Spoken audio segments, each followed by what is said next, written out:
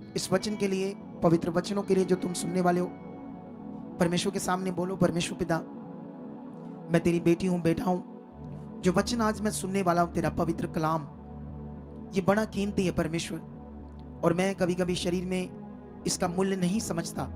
इसकी जो ये प्रीशियंस है, जो इतना कीमती है खुदाबंद, हीरे सोना चांदी से भी बढ़कर, क्योंकि हीरे सोना चांदी पैसा मुझे जीवन नहीं दे सकते, ये वचन दे सकता है, इतना कीमती है। तो इसलिए परमेश्वर आज तेरा वचन मुझे पूरा समझ आए।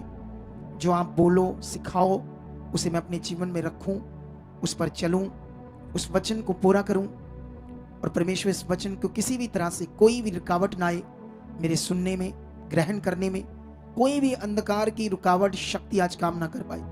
ये मेरा वचन है मेरे लिए खुदाबंद, इसी को लेने जीवन पाने में आया हूं। और अब मेरी प्रार्थना को सुनने के बाद परमेश्वर आप ऐसा कर चुके हो, प्रभु यीशु मसीह के नाम से, आमीन। ये मैं बोल रहा था, तुम्हारी हेल्प कर रहा था। क्या तू साथ साथ बोल रहे थे प्रार्थना में? ये बड़ा जरूरी है, ऐसा नहीं आप चुप करके सुन रहे थे। तुम्हें बोलना था साथ, तुम्हारी हेल्प कर रहा था मैं। बोला था आप सबने, क्योंकि बाइबल कहती जो तुम चाहोगे वो तुम्हारे साथ होगा। वो तो मैं हेल्प कर रहा था तुम्हारी, ताकि ऐसे प्रार्थना करो, ऐसे परमेश्वर के सामने जाओ। क्योंकि मैं तुम्हारा टीचर हूं, अगुआ हूं, तो मेरा ही काम है तुम्हें सिखाना, सब बातें समझाना, ताकि उन सब बातों को आप अच्छे से समझकर अच्छे से खुदावंद के साथ चल सको और अपनी जिंदगी को अच्छे से वो ले सको। हालेलुया। हाँ, ले आओ कैमरे को। तो आज जो परमेश्वर का वचन है वो बड़ा कीमती है। इस वचन को हमें समझना है और परमेश्वर के साथ कभी भी नॉर्मल नहीं होना। जैसे ये पिछला हफ्ता जो था बहुत पावरफुल था। हॉली सपर की मीटिंग, गुड फ्राइडे की मीटिंग, फिर रेजरेक्शन की मीटिंग, यीशु के जी उठने की। इसे ईस्टर भी बोलते हैं, लेकिन मैं थोड़ा कम यूज कर रहा हूं ईस्टर शब्द, क्योंकि यही मेरी कॉलिंग है, बड़ी कॉलिंग, कि शब्दों को सही से यूज करना। क्या करना? ईस्टर शब्द का जब मैंने सर्च किया तो उसका मीनिंग इतना खास नहीं था। मैं बताऊंगा तो नहीं आपको क्या मीनिंग था, लेकिन याद रखना, कोशिश करो। थोड़ा सा बोलने में जुबान लड़खड़ाती है शब्द को। रेजरेक्शन डे बोलो सारे, रेजरेक्शन थोड़ा सा कठिन होता है ना बोलना लेकिन ये जो शब्द है एक्चुअली में बाइबल में 40 से भी ज्यादा बार लिखा है यीशु के जी उठने के बारे में। तो ये पावरफुल मीटिंग थी जो अब निकल गई है। तो इसका मतलब ये नहीं कि आने वाले जो दिन है हमने ढीला पड़ना है, नो, और स्ट्रांग होना है और आगे बढ़ना है। क्योंकि जिंदगी हमें एक ही बार मिली है, चाहे इसे लेजी जियो, आम जियो या इसे खास जियो, यह हमारे खुद के ऊपर है। जब शैतान हावी होगा या उसकी नेगेटिविटी आपके जीवन में काम करेगी, आपको सुस्त करेगी, आपके मन को डंप करेगी, आपको सुस्त बनाएगी, लेजी बनाएगी नेगेटिविटी। अगर तुम परमेश्वर के सामने अंगीकार करोगे, मैं बढ़ रहा हूं, मैं वचन पूरा कर रहा हूं, यीशु नाम से हो रहा है, मैं 10 बजे से पहले बैठ रहा हूं, मैं सब आज्ञाओं को पूरा कर रहा हूं, परमेश्वर आप मेरे साथ कर चुके, मेरा मन ऐसा बन चुका है। जब ये आप अंगीकार करोगे तो परमेश्वर की पॉजिटिव पावर काम करेगी, जिसके सामने नेगेटिविटी रुक ही नहीं सकती। लेकिन ये तुम्हारे मन के ऊपर, तुम करना चाहते हो या नहीं? तुम पाप छोड़ना चाहते हो या नहीं? तुम गलत जीवन को छोड़ना चाहते हो या नहीं? तुम माड़ी आदतों को छोड़ना चाहते हो या नहीं? ये किसके ऊपर है? हमारे खुद के ऊपर है। कई लोगों को गलत वीडियो देखना बड़ा अच्छा लगता है। कई लोगों के दिमाग में होता है मेरा कोई फ्रेंड हो, मैं व्यभिचार करूं। व्यभिचार की गंदी सोच, ये मौत है। ये आपका दुख, बीमारियों का वो रास्ता है जिसमें तुम्हें शैतान इतनी बुरी तरह से मारेगा कि तुम सोच भी नहीं सकते। संसार के लोग क्यों अलग अलग धर्मों से यहाँ आ रहे? क्योंकि किसी भी धर्म में ये पाप का और पाप से छूटने का, इस विषय का कोई ज्ञान प्रचार नहीं हो रहा। उनको नहीं पता कि मनुष्यों के जीवन में जो प्रॉब्लम, उसका कारण क्या है। वो तो संसार ये कहता है धर्म, वो सॉरी, कर्म है, कर्म, आपकी किस्मत है, कर्मों में जो लिखा है वो होना है। ये मनुष्यों का ज्ञान है, जिसने दुनिया रची उसका ज्ञान नहीं है। कितनों को बात समझ आ रही?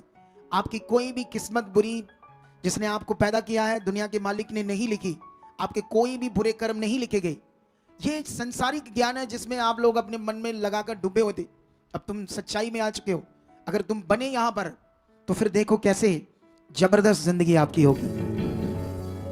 हल तुम्हारे हाथ है, हल देने वाले हम हैं, मैं बैठा हूं। हल को पकड़ना तुम्हारा काम है। डॉक्टर के पास तुम जाते हो, पैसे तुम देते हो, मेडिसिन वो देता, खाते फिर तुम हो, ये समझकर, क्योंकि फिजिकल तुम जानते हो फिर आराम आएगा। लेकिन यहां पर मैं तुम्हें आत्मिक मेडिसिन दे रहा हूं। तुम्हें मेडिसिन खानी होगी, आराम वो आएगा जो तुमने सोचा भी नहीं होगा। हालेलुया। लेकिन इस आराम को लेने के लिए जो मैं बता रहा हूं ये आत्मिक मेडिसिन है, इसे खाना होगा तुम्हें।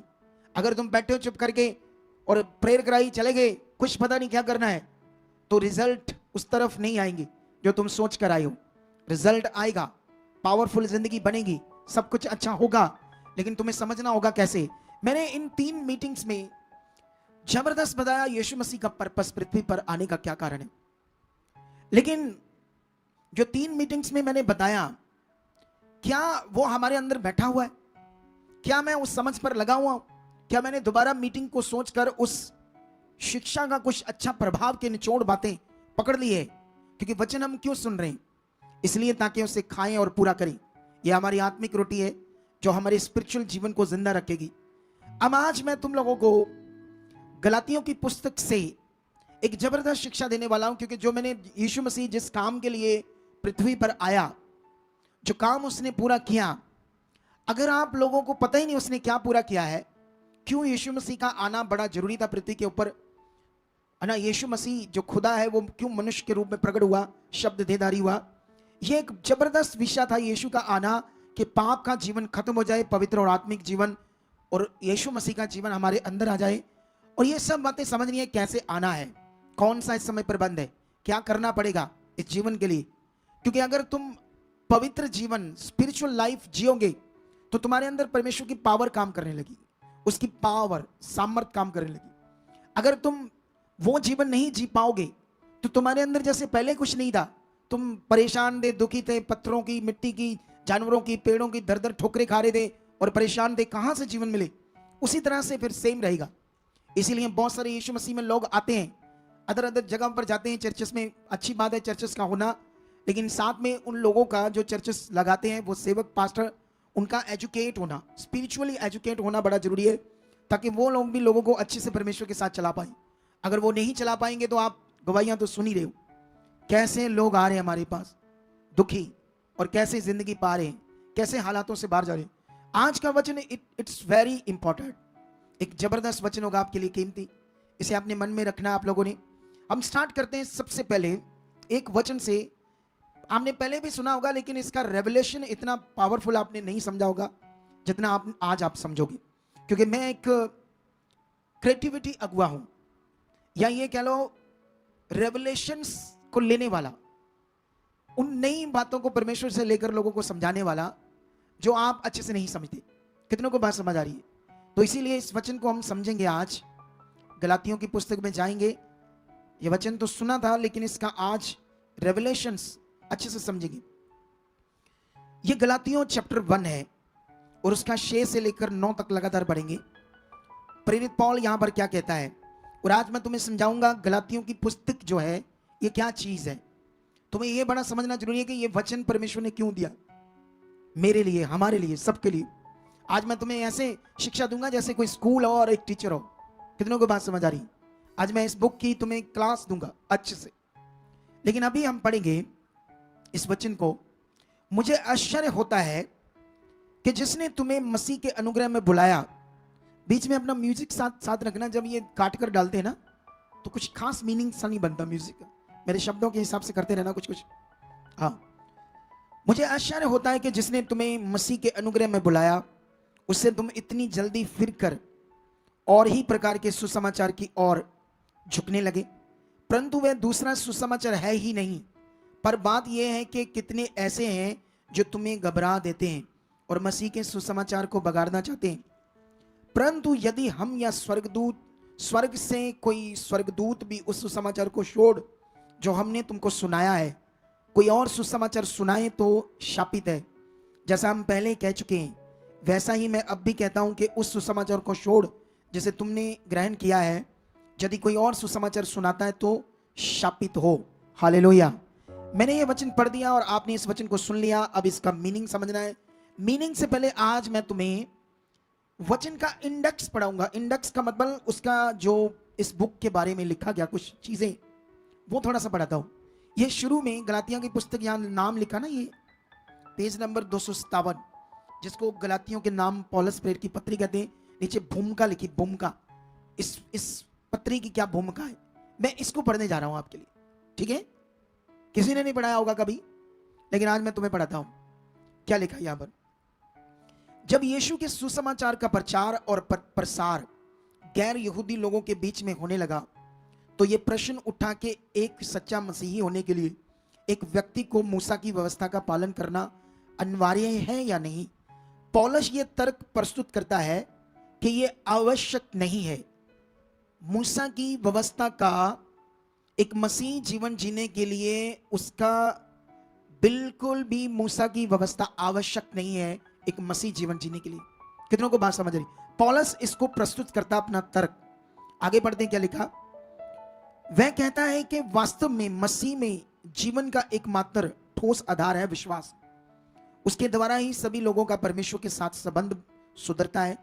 परंतु एशिया माइनर स्थित एक रोमी प्रांत गलातिया की कलीसियों के लोगों ने पौलुस का विरोध किया और दावा किया कि परमेश्वर के साथ सही संबंध के लिए एक व्यक्ति को मूसा की व्यवस्था का पालन करना अनिवार्य है।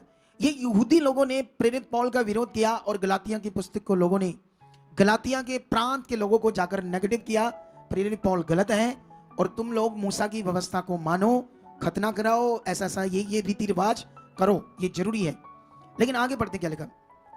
गलातियों के नाम पौलुस प्रेरित की पत्री इसलिए लिखी गई थी कि वह लोग जो इस गलत शिक्षा से बहक गए थे।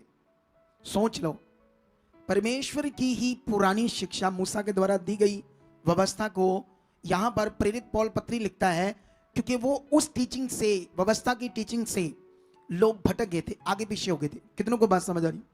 ये वचन बड़ा पावरफुल है, लाखों लोगों के पास जाना चाहिए अगर तुम बहुत ज्यादा मीटिंग को शेयर करोगे तो। और 2 दिन मीटिंग चलने के बाद काट कर इस वचन को बहुत सारे लोगों को अपने यूट्यूब, फेसबुक चैनल, इंस्टाग्राम, इन जगहों पर पोस्ट करोगे, लेकिन 2 दिन बाद, ताकि ये मीटिंग अच्छे से चल जाए। कितनों को बात समझ आ रही? ताकि ये वचन लोगों को समझ आए परमेश्वर का एक्चुअली में राज्य क्या है। वो बह गए थे, उन्हें सच्चे विश्वास और व्यवहार में वापस लाया जाए। पौलुस इस पत्री का आरंभ यीशु का एक प्रेरित होने के अपने अधिकार के समर्थन के साथ करता है। वह इस बात पर बल देता है कि एक प्रेरित होने के लिए उसका बुलाया जाना परमेश्वर की ओर से है, न कि किसी मानवीय अधिकार से, और यह कि उसका उद्देश्य विशेषकर गैर यहूदियों में सुसमाचार प्रचार करना था। फिर वह यह कि तर्क प्रस्तुत करता है कि मात्र विश्वास ही के द्वारा लोगों का परमेश्वर के साथ संबंध सुधरता है। अंत के अध्यायों में पौलुस ये दर्शाता है कि मसीह में विश्वास के परिणाम स्वरूप उत्पन्न प्रेम के द्वारा ही मसीही चरित्र स्वाभाविक रूप में प्रभावित होता है। हालेलुया। ये वचन मैंने तुम्हें पढ़ दिया। भूमिका, ये पत्री क्यों लिखी गई, इसका मीनिंग क्या था, समझ आया या नहीं आया? आसान करके समझाऊं? बोलो, आसान करके बताऊं ताकि तुम्हारे अंदर आसानी से बैठ जाए। गलातिया के लोग परमेश्वर को नहीं जानते थे, जानवरों की पूजा करते थे, पत्थर की बनाकर मूर्तियों को पूजा करते थे। कोई उनके हिसाब से कोई मनुष्य था, वो झाड़ फूक करता था, कुछ ऐसी चीजें करता था, धार्मिक बातें करता था। वो मर गया, उसको उसका पुतला बना दिया, कुछ कर दिया, ऐसी पूजा करते थे मनुष्यों की। ये भटके हुए लोग थे, परमेश्वर को नहीं जानते थे कि दुनिया का मालिक कौन है। प्रेरित पौल जब चुना गया, ये खुद भी पहले हम जानते कि मसीह का विरोधी था। हम जानते थे कि ये कलीसिया को उजाड़ रहा था, और यीशु मसीह इसके पास डायरेक्ट आता है और ये अंधा हो जाता है, घोड़े से गिरता है, चमत्कार देखता है, पावर देखता है, यीशु मसीह से बातें होती है। जब बातें नहीं होती है, इसको वो बताता है तूने क्या करना है। जब बढ़ जाता है, इसकी मन की आंखें खुल जाती है, तो ये उसी सुसमाचार को जिसका विरोध कर रहा था, लोगों को मार रहा था, उसी का प्रचार करने लगता है। सोचो कितना पावरफुल इंसान है। ये यहूदियों की जो व्यवस्था थी, उसमें इतनी धुन लगाकर बैठा था, इतना उत्साही था, प्रभावी था। जैसे कभी कभी लोग सोचते ना, मैं इस चीज में बहुत गर्म हूं, यह ऐसे था, लेकिन इसको सच्चाई नहीं पता थी। लेकिन जब इसे पता चलता है, तो ये फिर उस सच्चाई का, मसीह का, सुसमाचार का प्रचार करता है। और परमेश्वर अपने भेद, अपनी कुंजियां, अपने रेवलेशंस इसके ऊपर प्रकट करना शुरू करता है। और फिर ये अन्य जातियों में जाकर सच्चाई का प्रचार करता है, लाखों देशों को, लाखों लोगों को बचाता है, सैकड़े देशों को बचाना शुरू करता ये बंदा, इतना पावरफुल था और परमेश्वर इसके साथ था, इसे यूज कर रहा था। एक प्रांत गलातियों का जिसको इसने मसीह में सही विश्वास में ले आया था शुरू से, पत्थर, मिट्टी, जानवरों की पूजा, अंधविश्वास, सुपरस्टिशन, इन सब चीजों से निकालकर ये जीवित परमेश्वर के साथ उनको पवित्र आत्मा का दान मिल चुका था। उन सारे लोगों को वो आत्मा से चलने वाले बन चुके थे। लेकिन कहते हैं ना, जब कोई नेगेटिविटी इतने खतरनाक प्रभाव से आपके सामने खड़ी की जाए तो याद रखना उस समय फिर आप उसको मानोगे, सच्चाई को नहीं मानोगे। कितनों को बात समझ आ रही? ऐसा ही होता है यहां पर। वो कहते हैं ये पागल है, ये बिगड़ गया, इसको क्या पता ये यहूदी धर्म में क्या असली चीज है। हम यहूदी धर्म के असली लोग हैं, हमें सब कुछ असली पता है। और फिर से वो मूसा की व्यवस्था की बातें बता बताकर पुराना नियम, इसने पुराना नियम बताया ही नहीं उसको कुछ खास, कुछ कुछ बताया होगा, पुरखा कैसे चले, क्या क्या हुआ। इसने नए नियम से आत्मा में चलने की चीजें बताई, वो ब्लेस्ड जीवन जी रहे थे। लेकिन वहां पर गड़बड़ होती है। कितनों को बात समझ आई अब? लेकिन यहां मेरे मकसद क्या है आज की शिक्षा का, ये बड़ा विषय है। अब सवाल यह है कि वो कहता है जो सुसमाचार मैंने तुम्हें सुनाया, इसे छोड़ अगर कोई मनुष्य या कोई स्वर्गदूत भी तुम्हें कोई और सुसमाचार सुनाए तो वह शापित है। सुसमाचार का मीनिंग क्या है? सुसमाचार जो आपने लिया अपने जीवन में, सुनकर सुसमाचार को जाना, सुसमाचार पर विश्वास किया, तो सुसमाचार का मीनिंग क्या है? तुम्हें पृथ्वी पर शैतान से, बीमारियों से, गंदी जिंदगी से, पाप की जिंदगी से, क्लेश की जिंदगी से, नशों की जिंदगी से छुटकारा मिले उस सुसमाचार के द्वारा, और अनंत जीवन में आप भागी हो जाओ। कितनों को बात समझ आई? अब तुम्हें यह पकड़ना होगा, सुसमाचार यीशु मसीह के जीवन का विषय है जो वो पृथ्वी पर आता है। गुड फ्राइडे, हॉली सपर और रेजरेक्शन डे, इन सब बातों को हम प्रचार कर रहे थे। ये तुम्हारे जीवन की बातें थी, ये जीवन के वो वचन थे जो तुम्हारे मन के लिए। लेकिन अगर तुम्हें कोई कहता है कि तुम्हारा छुटकारा इस मटेरियल से हो जाएगा, इस वाली अनएंडिंग से तुम्हारा छुटकारा हो जाएगा जो मैंने तुम्हें मटेरियल में डाल के दिए, तो क्या ये भी गड़बड़ वाला विषय नहीं हो जाएगा इस वचन के हिसाब से? आप बताओ। लेकिन बहुत सारे लोग मेरी बात को नहीं फॉलो करेंगे, लेकिन करोड़ों करेंगे भी, मेरा विश्वास। जो अंध भक्त बन जाएंगे वो नहीं करेंगे, जो यीशु मसीह के खोजी होंगे वो इस बात को पकड़ देंगे। कितनों को बात समझ आ रही? अरे सुसमाचार का मीनिंग था तुम्हें जीवन मिलना, तो वो सुसमाचार की सच्चाई में जीवन मिलना है, समझना। ये मन का विषय, ना कि बाहरी शरीर पर कोई पहनना कपड़े, या शरीर पर कोई लगाने की बात, या कोई और कोई लिक्विड पदार्थ तुम्हारी बॉडी के ऊपर मैं लगा दूं। ये कोई विषय नहीं है, ये मन का विषय नहीं है। मन का विषय ये सुसमाचार। कितनों को बात समझ आ रही है? आज अगर तुमने ये वचन अच्छे से पकड़ा तो तुम्हारी हीलिंग होगी, तुम्हारा मन बदलेगा, शरीर की चीजें तुम्हारी जिंदगी से हटेंगी, तुम आत्मा से भरोगे, तुम परमेश्वर के लिए जीना शुरू होगे, तुम्हारी अच्छी जिंदगी होगी, तुम्हारा अच्छा जीवन होगा। हालेलुया। फिर वो कहता है अगर स्वर्गदूत भी कोई और तरीका बताए जीवन पाने का तो वो भी क्या हो? शापित हो। कहता है अगर स्वर्गदूत भी कोई दूसरा तरीका बताता है तुम्हें कि तुम्हें ऐसे जीवन मिलेगा, ऐसे डिलीवरेंस मिल जाएगी, ये करने से मिल जाएगी, ये मटेरियल इस चीज से तुम्हारा डिलीवरेंस हो जाएगा, तो कहता वो भी क्या होगा? फिर शापित हो। कैसा वचन है और हमें समझ नहीं दुनिया। हम लोग क्या कर रहे हैं? फिर लास्ट में वो एक बड़ी बात करता है, 10 में कहता है अब मैं क्या मनुष्यों को मनाता हूं या परमेश्वर को? क्या मैं मनुष्यों को प्रसन्न करना चाहता हूं? यदि मैं अब तक मनुष्यों को ही प्रसन्न करता रहता तो मसीह का दास ना होता। मैं एक टाइम में अपने मत में, वो जानते कैसे, थोड़ा सा आगे पढ़ते हैं, वो लिखता है ये बात, इसी का थोड़ा सा आगे पढ़ता हूं, 1:12 से 11 से पढ़ते हैं। हे भाइयों, मैं तुम्हें बताई देता हूं कि जो सुसमाचार मैंने सुनाया है वह मनुष्य का नहीं, क्योंकि वह मुझे मनुष्य की ओर से नहीं पहुंचा और ना मुझे सिखाया गया, पर यीशु मसीह के प्रकाशन से मिला। यहूदी मत में जो पहले मेरा चाल चलन था उसके विषय में तुम सुन चुके हो कि मैं परमेश्वर की कलीसिया को बहुत ही सताता और नष्ट करता था। अपने बहुत से जाति वालों से जो मेरी अवस्था के थे, यहूदी मत में अधिक बढ़ता जाता और अपने बाप दादों की परंपराओं के लिए बहुत उत्साही था। कितनों को बात समझ आ रही? वो कहता मैं जो पहले करता था उसमें मैं इतना सरगर्म था कि परमेश्वर की कलीसिया को, यीशु की कलीसिया को भी मार रहा था, नष्ट कर रहा था। लेकिन जब मुझे सुसमाचार मिला तो मैंने उन मनुष्यों को, उन बाप दादों को, अपने माता पिता को, अपने लोगों को, उन पुराने अगुओं को खुश नहीं किया। उनको मैंने खुश नहीं किया। उनकी वो रीति रिवाज, व्यवस्था, चीजें सब कुछ छोड़कर मैं असली चीज में लग गया। हालेलुया। कितनों को बात समझ आ रही? कहता जो सुसमाचार मैंने तुम्हें सुनाया वो मनुष्य से नहीं मुझे मिला, ना मुझे सिखाया गया, डायरेक्ट यीशु मेरे पास आया, उसी ने मुझे दिया, उसी ने मुझे बताया। पुरानी व्यवस्था, रीति रिवाज कुछ नहीं। ये है राइट विषय, ये है भेद। ले भेद, ले भेद, ले भेद। वो भेद मुझ पर प्रकाशन करता गया और मैं बढ़ता गया। और इस सुसमाचार को जो मैंने तुम्हें बताया, अगर स्वर्गदूत भी बताए कोई और सुसमाचार, कोई और तरीका डिलीवरेंस, छुटकारे का, अनंत जीवन पाने का, तो वो भी शापित हो। कहता मैं मनुष्यों को अब खुश नहीं करता। मैंने अपने बाप दादों को, अपने माता पिता को, जो अभी भी उस धर्म में शदाई बने पड़े थे और वो उसी रीति रिवाजों में लगे हुए थे, उसी को कर रहे थे, लेकिन मैंने उनको खुश नहीं किया। अगर मैं उनको खुश करता, कहता फिर मैं परमेश्वर का दास नहीं होता। आज अगर मैं परमेश्वर का दास हूं तो मैंने खुदा को खुश किया है। अगर आज आपने जीवन पाना है तो खुदा को खुश करना है, उसका वचन पूरा करना है, ना कि इमोशनली रीति रिवाजों में रहना है। कितनों को बात समझ आ रही है आज? हालेलुया। उसके बाद क्या होता है, इन वचनों को हम थोड़ा सा और अच्छे से समझेंगे, क्योंकि ये वचन हमारे लिए समझने क्यों जरूरी है, क्योंकि ये एक बड़ा विषय आज हमारे लिए।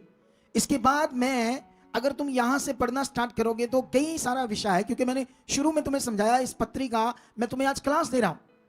ये बड़ी पत्री है जिसे तुम समझ सकते हो। आज जो प्रबंध है परमेश्वर का, पवित्र आत्मा का प्रबंध और अनुग्रह जो किया परमेश्वर ने, हालेलुया। किसी ने भी मुंह नीचे करके वचन नहीं सुनना, सामने चेहरा उठाकर, हाथ नहीं रखना, मुंह पर कुछ नहीं करना, बस सामने मन रखकर क्या करना है, परमेश्वर के वचन को सुनना है। और जितना तुम ध्यान देकर सुनोगे तभी तुम्हारा जीवन आएगा। इधर ध्यान दो बहनों भाई, इधर ध्यान दो, इधर ध्यान दो। आप जो काम लिया है वो काम करो, आपका भला उससे होना है। एक दिन पानी नहीं पियोगे तो कुछ नहीं होगा। मुझे भी कई बार, मैं प्रेयर के टाइम पी लेता हूं, लेकिन जब प्रचार करता हूं उस पर ध्यान देता हूं। कितनों को बात समझ आ रही? हाँ, यहां पर जानते हो एक बड़ा विषय उसने मेंशन किया, वो है पतरस। इसी बुक में जब वो बड़ी शिक्षा दे रहा था, व्यवस्था क्या है और अनुग्रह क्या है, इस समय जो सुसमाचार का जो असल विषय वो क्या है, जो तुम लोगों ने विश्वास करना है, लोग उसका विरोध कर रहे थे, लेकिन वो बता रहा था। अभी मैं समझाता हूं तुम्हें आगे जाकर विश्वास का विषय क्या है, जो बड़ा विषय हमारे लिए। यहां पर पतरस, प्रेरित पतरस क्या कर रहा था? वो अन्य जातियों में प्रचार नहीं कर रहा था, वो यहूदियों में प्रचार कर रहा था। लेकिन यहूदियों में प्रचार करते हुए वो बड़ी चीजें आगे पीछे कर रहा था। ये उसने मेंशन किया हमारी टीचिंग के लिए, शिक्षा के लिए। 2:11 पढ़ते हैं। पर जब कैफा अंताकिया में आया तो मैंने उसके मुंह पर, कैफा मतलब पतरस, मैंने उसके मुंह पर उसका सामना किया, क्योंकि वह दोषी ठहरा था, इसलिए कि याकूब की ओर से कुछ लोगों के आने से पहले वह अन्य जातियों के साथ खाया करता था। परंतु जब वह आए तो खतना किए हुए लोगों के डर के मारे वह पीछे हट गया और किनारा करने लगा। उसके साथ ही शेष यहूदियों ने भी कपट किया, यहां तक कि बरनबास भी उसके कपट में पड़ गया। पर मैंने जब देखा कि वह सुसमाचार की सच्चाई पर सीधी चाल नहीं चलते, तो मैंने सबके सामने कैफा से कहा, जब तू यहूदी होकर अन्य जातियों के समान चलता है और यहूदियों के समान नहीं, तो अन्य जातियों को यहूदियों के समान चलने को क्यों कहता है? हालेलुया। पतरस तो यीशु का चेला था, वो तो जानता था सुसमाचार क्या है, वो तो जानता था सच्चाई क्या है। लेकिन खतना किए उनके डर के मारे जो याकूब के साथ आए, याकूब मतलब एक यीशु मसीह का भाई भी याकूब है और एक दूसरा याकूब है, लेकिन उस याकूब के साथ जब वो आए कुछ यहूदी लोग जो खतना किए होते, तब पतरस क्या कर रहा था? अन्य जातियों के साथ खा पी रहा था, उनके साथ रिश्ता रख रहा था। लेकिन यहूदी लोग अन्य जातियों के साथ रिश्ता नहीं रखते थे, उन्हें वो छोटी जाति समझते थे, जैसे आज भी दुनिया में होता है। बड़ी जाति छोटी जाति को कुछ नहीं समझती, उनके साथ अच्छा व्यवहार नहीं रखते, अपने आप को समझते हम अच्छी जाति के लोग हैं। सांस तुम दोनों को एक ही देता है परमेश्वर, उसने कोई छोटी बड़ी जाति करके नहीं बनाया। सारे मनुष्यों को क्या बनाया? एक समान बनाया, एक ही लीवर, एक ही हार्ट, एक ही किडनियां, सारे जो फंक्शन है बॉडी के एक समान है। एक ही ऑक्सीजन से सांस से जिंदा है, एक ही सूरज, एक ही पृथ्वी, एक ही पानी जो निकाल कर हम पीते हैं। ये तो इधर धर्मों में जात पात ने तुम्हें बांट दिया और तुम्हें सही से समझ नहीं आया परमेश्वर कौन है। ऐसा ही कुछ चल रहा था यहूदियों में, और ये सच्चाई तो जान गया था कि ये अब नहीं है, ये पक्षपात नहीं है मनुष्यों के साथ, सब मनुष्य परमेश्वर ने मसीह में एक कर दिए। लेकिन ये कुछ गड़बड़ कर रहा था, और जैसे कुछ लोगों ने इसको देखकर पाप किया, कुछ गड़बड़ की, कुछ सुसमाचार के ऊपर आगे पीछे हो रहे थे, और तब इसने सबके मुंह के सामने कहा कि तुम सुसमाचार की सीधी चाल पर नहीं चलते, तुम रीतियों को भी मिक्स करते हो, कुछ चीजों को आगे पीछे करते हो। लेकिन यह बड़ा विषय था कि प्रेरित पौल किसी भी तरीके से अब कोई भी कंप्रोमाइज नहीं करता किसी के साथ, वो जैसा खुदा ने कहा वैसा चलता है। कितनों को बात समझ आ रही है आज? हालेलुया। ये बड़ा विषय हमारे लिए, खुदा हमारे साथ है, जीवन जैसे मिलना तुम्हें ध्यान देना है। यहां ये वचन तुम्हें मेरा समझाने का मतलब था कि उस समय जब यीशु मसीह स्वर्ग में चला गया जिंदा होने के बाद, बहुत सारा प्रचार हुआ व्यवस्था को लेकर, पुराने नियम को लेकर, रीति रिवाजों को लेकर, और नए नियम का जो विश्वास का कानून, जो पवित्र आत्मा का प्रबंध, जो परमेश्वर का अनुग्रह था, इसका डिफरेंस तब भी बड़ा कठिनाई से समझ आ रहा था लोगों को। अभी तो दुनिया में पता ही नहीं क्या क्या हो गया, क्रिश्चियनिटी में भी क्या क्या हो गया। हालेलुया। लेकिन यहां पर हम और आगे बढ़ते हैं। यहां पर वो विश्वास का ज्ञान देता है। अगर 3:1 में पढ़ोगे तो वो समझाता है, निर्बुद्धि गलातियों, तुम्हें किसने डाइवर्ट कर दिया, आगे पीछे कर दिया। तुम मुझे ये बताओ, उसने ये उन्हें समझाया गलातियों के लोगों को कि जब तुमने पवित्र आत्मा को पाया, जब जीवन पाया, जब छुटकारा पाया, तो क्या तुमने विश्वास से पाया या रीतियों से पाया या व्यवस्था से पाया या मटीरियलिस्ट चीजों से पाया? ऐसे वो बात कर रहा है। तुम कैसे निर्बुद्धि हो? मैंने डायरेक्ट तुम्हें आकर वो सुसमाचार सुनाया जो अभी भी अच्छे से क्लैरिटी में यहूदियों के बीच में समझ नहीं आ रहा, लेकिन मैंने तुम्हें दिया। तुम नहीं थे, शुरू में तुम्हारी नींव पक्की होगी, क्योंकि तुम्हें पुराना जो यहूदियों का नियम था, व्यवस्था थी, तुम्हें उसके बारे में पता ही ना। तो मैंने तुम्हें रियलिटी में वो चीज दे दी जिससे तुमने जीवन पाया है। तो तुम अब जीवन पाकर आत्मा से शुरू कर क्या शरीर से अंत करोगे? हालेलुया। कितने लोगों को बात समझ आ रही है? और यहां पर वो एक बात लिखता बड़ी जबरदस्त, इसको पढ़ते हैं 3:10। इसलिए जितने लोग व्यवस्था के कामों पर भरोसा रखते हैं वह सब शाप के अधीन है, क्योंकि लिखा, जो कि व्यवस्था की पुस्तक में लिखी हुई सब बातों के करने में स्थिर नहीं रहता वह शापित है।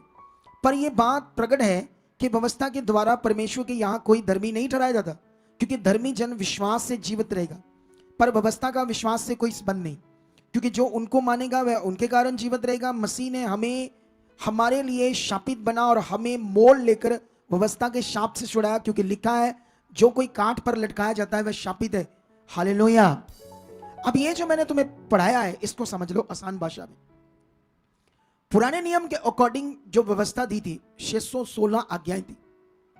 प्रेरित पौल कहता है, अगर एक भी उसमें से 2 या 4 भी छूट जाए तो तुम शापित हो, कंप्लीट नहीं हुआ तुम्हारा धार्मिकता। हालेलुया। अकॉर्डिंग टू पुराना नियम, अगर तुम 616 में से, वैसे तो कोई कर ही नहीं पाते थे वो लोग, इसीलिए इतनी गड़बड़ थी पुराने नियम। उसको पूरी की पूरी आज्ञाओं को मानना था, लेकिन वो कर नहीं पाते। कहता है फिर अगर नहीं करते, एक भी छोड़ देते तो शापित हो तुम। सच्ची उनके लिए कठिन था उसको करना, बहुत कठिन था। आज भी दुनिया संसार में जो कर रही है वो कठिन है, लेकिन जो खुदा के साथ है, जो हमारे विश्वास के साथ, वो कठिन नहीं है। खुदा ने तुम्हें बहुत कुछ आसान करके दिया है, लेकिन वो आत्मिक है जो आसान है। शरीर का आज भी आसान नहीं। कितनों को बात समझ आ रही है? हालेलुया। मैं एक पास्टर की बात सुन रहा था, वो कह रहा था कि जब तुम उपवास करते हो तो उपवास 40 कर लेते हो, फिर तुम शरीर में चले जाते हो और प्रार्थना नहीं कर पाते। तुम्हें अपनी ऐसी आदत बनानी है कि बिना उपवास से प्रार्थना करने वाले बन जाओ। वैसे वो पास्टर व्यवस्था का प्रचार करने वाला ही, लेकिन मैं उसको देख रहा था थोड़ा सा, ये वचन को कैसे प्रचार कर रहा है, कैसे खिचड़ी बन रही वचन की। कितनों को बात समझ आ रही? हालेलुया। लेकिन आज हमें समझना होगा एक्चुअली में विश्वास का कानून क्या है। ये क्या है विश्वास? जो परमेश्वर कहते करो, जो यीशु मसीह ने कहा, इस पहाड़ को भी कहो उखड़ और समुद्र में जा पड़, और मन में संदेह ना कर, जो बोलता है तू वो तुम्हारे लिए हो जाएगा। ये तुम्हारा विश्वास से बोलना है। कितनों को बात समझ आ रही है? आज मैं तुम्हें इसके बारे में थोड़ा समझाऊंगा, लेकिन इस टॉपिक को पहले खत्म कर लूं, ठीक है?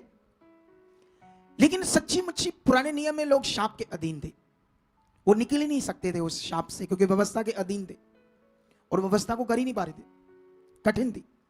फिर भी परमेश्वर कुछ कुछ प्रोटेक्ट कर रहा था, कुछ कुछ, ज्यादा नहीं। कितनों को बात समझ आ रही?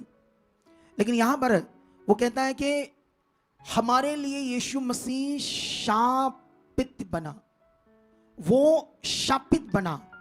उसने व्यवस्था के चीजों को अपना जीवन देकर उससे तुम्हें छुड़ा लिया, अपना जीवन देकर कांठ पर चढ़कर उस काम को पूरा करके जिससे तुम अब मोल लिए गए हो, तुम्हें व्यवस्था से छुड़ा लिया है ताकि तुम विश्वास से जियो।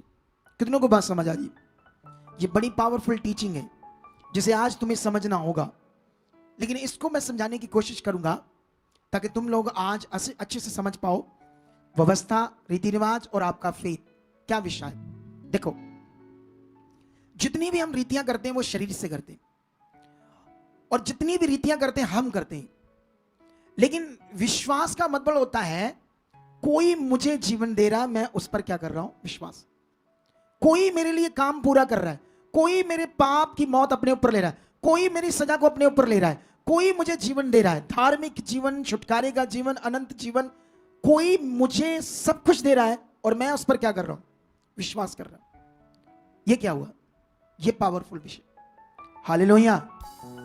रीतियों का मतलब मैं कर रहा हूं और उससे हमारे अंदर क्या आता है? घमंड।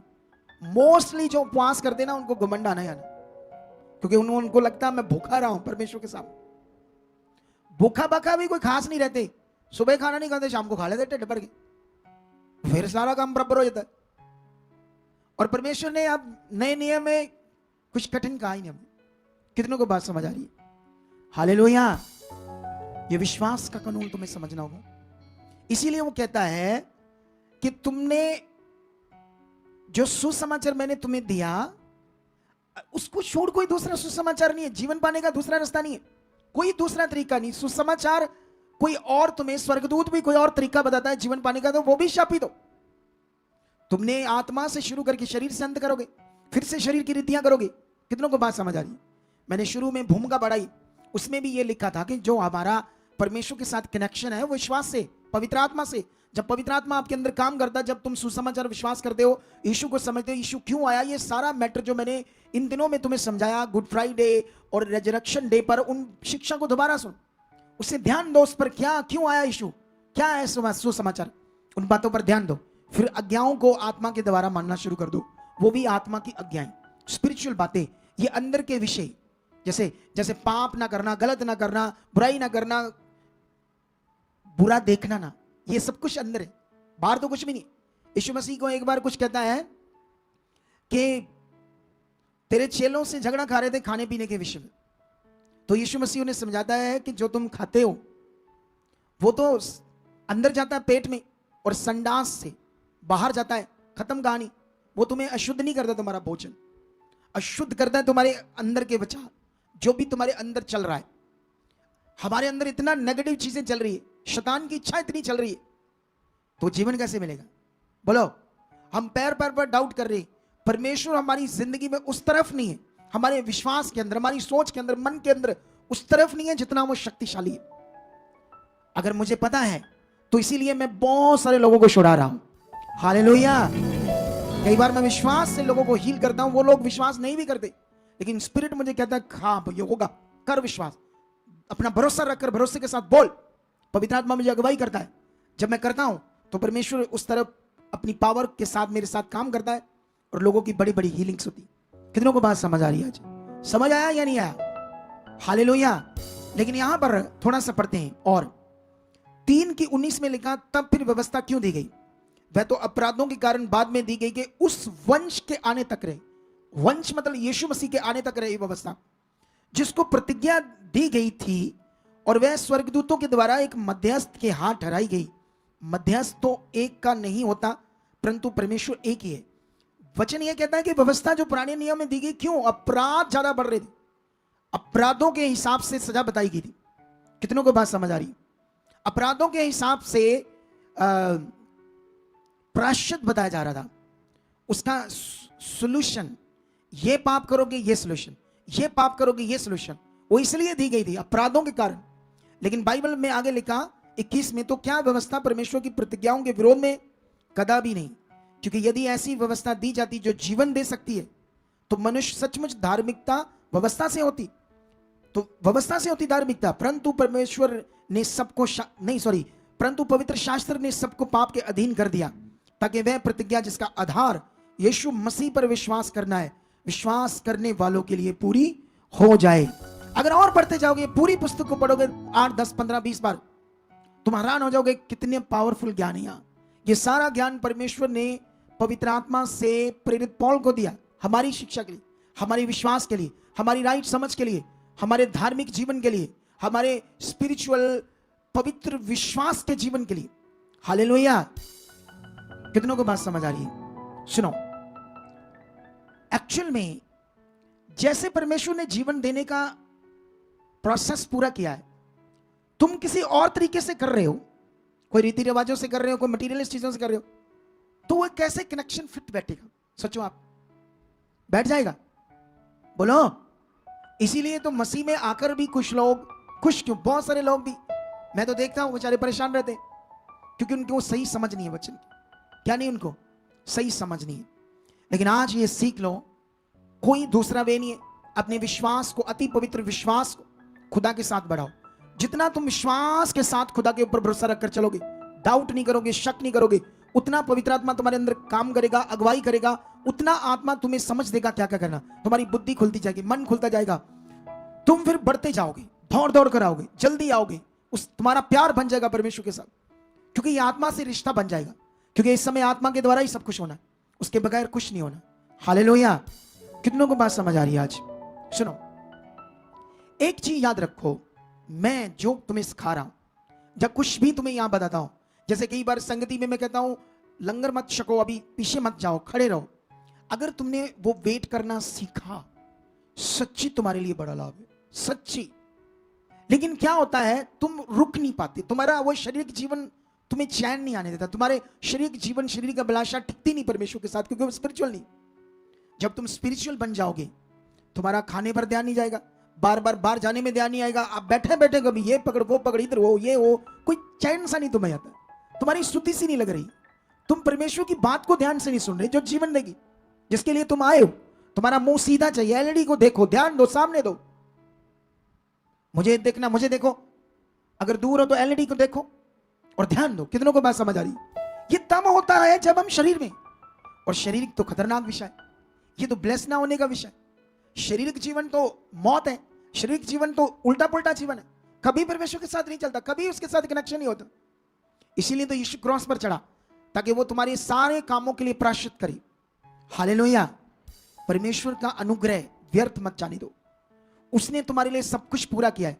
आज आत्मा के द्वारा बढ़ते जाओ, जो स्पिरिचुअल बातें उन्हें पूरा करते जाओ, तुम बढ़ते जाओगे आत्मा से। ये सारा कुछ अंदर पूरा होना है, आत्मा और सच्चाई से चलने का ये जीवन है। लेकिन यहां पर आज रुकना सीखो, समझो, आपकी जिंदगी ब्लेस होगी जबरदस्त। जो मैं बोल रहा हूं, अगर तुमने ध्यान दिया तो तुम संगति को एंजॉय करो, जैसे मैं करता हूं। मैं गवाहियों को एंजॉय करता हूं, वर्शिप को एंजॉय करता हूं, वचनों को, संगति को। ये एंजॉय करना का टाइम होता है, ऐसे एंजॉय, आनंद। अगर इधर बैठे चुप करके,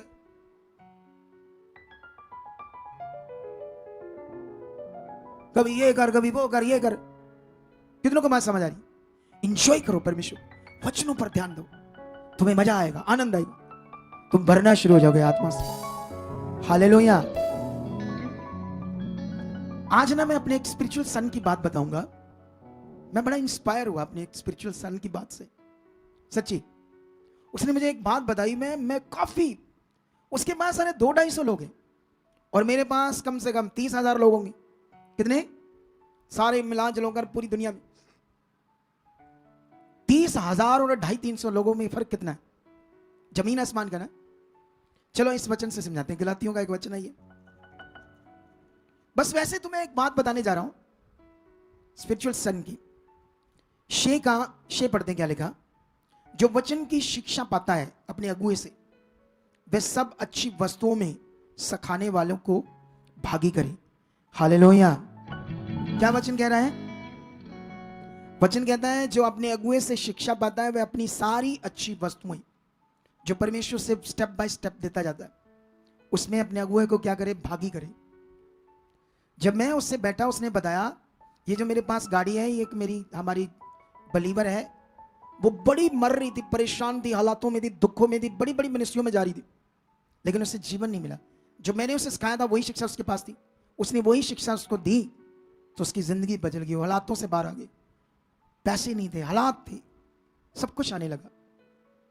उन्होंने एक गाड़ी ली, नहीं मतलब गाड़ी ली बड़ी वाली, उन्होंने वो गाड़ी क्योंकि बेटे को परमेश्वर ने फॉरेन भेज दिया कनाडा, तो उस गाड़ी को वो पास्टर को, उस स्पिरिचुअल सन को दे दिया, परमेश्वर के काम में यूज करो या आपके लिए। वो कहता मेरे कपड़े तक महंगे से महंगे, कहता है एक बार उन्होंने गिफ्ट दिया मेरी वाइफ को 26,000 का लहंगा और 13-14,000 का मेरा सूट। मैंने सोचा अच्छा ऐसा कर रहे थे लोग, तेरे ऐसा उसका मन है, ये काम, ये चीजें, इतना पैसा, ये हर चीज में शामिल करते। हालेलुया। कितनों के लोगों को बात समझ आई? मैं ये नहीं कहता कि आप मेरे लिए करो, मेरे पास सब कुछ है। मैं एक बात से उत्साहित हुआ कि उसके अंदर ये वचन की वैल्यू कितनी बैठी। वो खुद बहन कहती कि मैं ये वचन पूरा कर रही हूं। ये वचन लिखा है कि जब हमारे पास अच्छी वस्तुएं आने का कारण आप हो तो हम इसका आनंद अकेले को मनाएं, आपको साथ लेकर मनाएंगे। कितनों को बात समझ आ रही है? हालेलुया। लेकिन मैं ये नहीं कह रहा आप मेरे लिए करो, मेरे पास तो ऑलरेडी बड़ा कुछ है, लेकिन मैं तो उन लोगों को वचन दे रहा हूं जो लोग शरीर में रहते हैं, सिर्फ फायदे के लिए आते अकेला। कितनों को बात समझ आ रही? खुदा तुम्हें बहुत देगा यीशु मसीह के। बाइबल कहती है तुम्हारे पास रखने के लिए था नहीं होगी, लेकिन आज इस टीचिंग को पकड़कर आपने चलना है, क्योंकि मैं आज तुम्हें डिफरेंस समझा रहा था, एक ही बुक से कुछ बातें समझा रहा था, क्योंकि तुम्हारे जीवन में तुम्हारा विश्वास जो है खुदा के ऊपर, ये बड़ा पवित्र विषय है। इस विश्वास के साथ कोई एफर्ट्स नहीं लगता, ये अकेला विश्वास है जिसको करके शद्रक मेशक अबेदनगो आग में नहीं जला। कितनों को बात समझ आ रही? इसी विश्वास के साथ समुद्र दो भाग हो गया, इसी विश्वास के साथ एलिया ने एक मरे हुए लड़के को जिंदा कर दिया, इसी विश्वास के साथ लंगड़े को जो भवन के बाहर बैठा भीख मांग रहा था, पतरस और यूहन्ना ने उससे लंगड़े को हील कर दिया। इसी विश्वास ने यहोशू ने सूरज को पूरा एक दिन रोक दिया। दुनिया को आज तक समझ नहीं आ रहा साइंस में क्या चल रहा है। ये जो टाइम है ना, टाइम जिसको तुम ईसवी या ऐसे करके बात करते, जितना टाइम है ये भी परमेश्वर और यीशु मसीह के जीवन के साथ संबंध रखता है। ये टाइम, हालेलुया, पूरी दुनिया टाइम को अपने जीवन में टाइम देखती, टाइम, ये टाइम भी यीशु मसीह के साथ है। बाइबल कहती एडी और दूसरा कौन सा, बीसी, बिफोर क्राइस्ट। यीशु मसीह के पहले का टाइम बिफोर क्राइस्ट, उसको कैसे लेते हैं लोग, और एडी यीशु मसीह के बाद का जो टाइम है ये भी उसके जीवन के साथ उसी से शुरू होता है। टाइम भी यीशु मसीह से शुरू होता है। हालेलुया। सारा टाइम जो है कितना पावरफुल विषय है आज हमारे लिए। तो इसलिए अपना आज से मन पक्का करो, आज से खुदाबंद में अपनी जिंदगी जीने के लिए रेडी हो जाओ। आज से अंगीकार करो, प्रैक्टिकल करो परमेश्वर के साथ धार्मिक जीवन जीने के लिए, क्योंकि जो तुम परमेश्वर के सामने बोलोगे, अंगीकार करोगे, वो खुदा तुम्हारे साथ करेगा। बड़ा आसान है कि जो तुमसे नहीं हो रहा बोलो धन्यवाद मैं जल्दी आ रहा हूं, धन्यवाद मैं वचन पूरा कर रहा हूं, धन्यवाद मैं बो रहा हूं, धन्यवाद मैं ये वचन पूरा कर रहा हूं, परमेश्वर आपके आत्मा के द्वारा हो चुका। आप कुछ दिन करो वो हो जाएगा। करना ही नहीं चाहोगे शरीर में तो कैसे होगा? मैं बहुत बोना चाहता हूं, मैं अच्छे से चलना चाहता हूं, मैं टाइम से पहले आकर बैठूंगा, मैं पाप, गंदी चीज, क्लेश, झगड़ा कुछ भी गंदा नहीं करूंगा, मैं सब पवित्रताई में रहूंगा, खुदा मेरे साथ कर चुके। या विश्वास से बोल रहे हो, अंगीकार कर रहे हो, वचनों को सुनो, वचनों के प्रभाव को समझो। आत्मा के द्वारा चलना है, रीतियों के द्वारा नहीं। कितनों को बात समझ आ रही?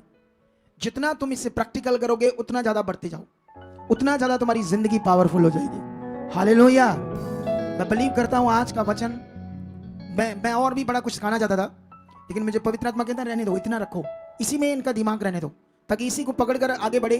और आप लोगों ने आज घर जाकर इसे दोबारा सुनना है, गवाहियों को दोबारा सुनना है, हर रोज सुनो। एक चीज सीख लो। मैंने एक अमेरिका में बहन है, उससे मेरी बात होती है, वो बॉर्न क्रिश्चियन है। उसने दुनिया का कोई भी अगुवा नहीं छोड़ा जिससे प्रार्थना ना करवाई हो। उसके अंदर एक बैड स्पिरिट काम करती थी, गंदी आत्मा, बड़ी दुखी थी, सुसाइड करना चाहती थी। समझ लो पंजाब का कोई अगुआ नहीं छोड़ा, फॉरेन के अगुए नहीं छोड़े उसने। उसने ना ऐसे मन बना लिया मैंने प्रे करानी नहीं, अगर यीशु ने करना ठीक करे, नहीं तो मर जाऊं तो ठीक है मर जाए। उसको किसी ने कहा सुखपाल राणा एक पंजाब में सेवक है, उससे प्रे करा।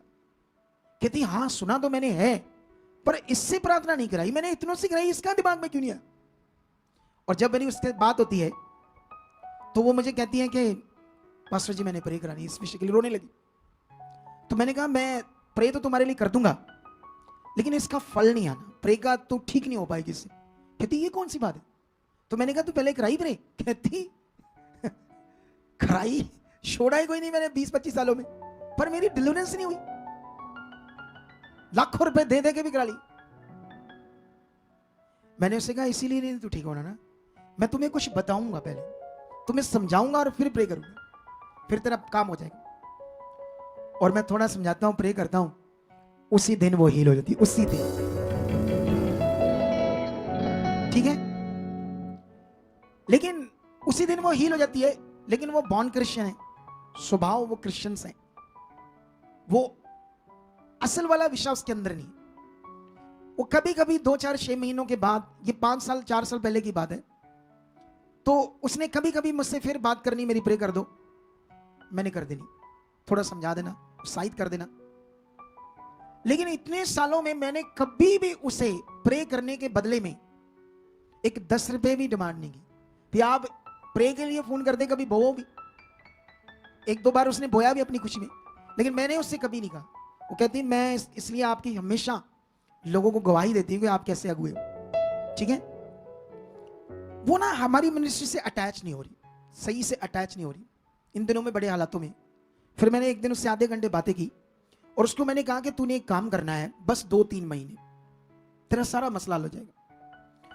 तुमने संडे की मीटिंग पूरी देखनी है, वीरवार की पूरी मीटिंग देखनी है, और हर रोज मैं वीडियो डालता हूं, चाहे वो शिक्षा की हो चाहे गवाही, वो देखनी है। और जो मीटिंग है उसका वचन दोबारा सुनना है, फिर सुनना है, फिर उसको तुम्हारे पास टाइम है, फिर गवाहियों को सुनना है। तूने ऐसा करके हफ्ता बिजी करना है और 3-4 हफ्ते करके दे, उसके बाद 2-3 महीने करके दे, तो अपने आप देखेगी। और कोई नहीं बीच में किसी को सुनना। कितनों को बात समझ आई? ये नरसों परसों मैंने अभी बताया है, और ये तुम्हें भी आज बताता हूं, तुमने भी ऐसा करना है, तुम करके देखना। तुम 3 महीने ना एकदम ऐसे करके देखना, तुम्हारे कुछ बड़े रोग चले जाएंगे, कुछ बड़े हालात खत्म हो जाएंगे, कुछ बड़े विषय खुल जाएंगे। तुम करके देखना इसको, क्योंकि हम लोग कर ही नहीं पा रहे अच्छे से, रीति रिवाज की तरह बस आते हैं, बैठते हैं, थोड़ा बहुत सुना, इधर उठे, इधर मैं प्रे करूंगा, मास प्रेयर। कुछ लोग तो पहले से पीछे को पैर कर रहे होते, दौड़े, रोटी खाएं, भागे, बस तुम्हारा नुकसान हो जाएगा। सच्ची जाओ, तुम्हें इसके लिए खुदा दर्शन में बताएगा, ये ऐसा मत करो। जितने लोग करते ना, रेडी हो जाओ, मेरे पर यकीन ही ना था, अब तुम्हें खुदा दर्शन देगा, मेरे रूप में आगे सबको दर्शन देगा, कैसा नहीं करना। और ये भी दर्शन देगा तुम्हें, रेगुलर ये कर, जो खुदा ने दास ने कहा इसे कर, सच्ची इसे कर, सच्ची नियमों को कर, सच्ची बोने में ध्यान दे, सब चीजों में ध्यान दो। हालेलुया। कितनों को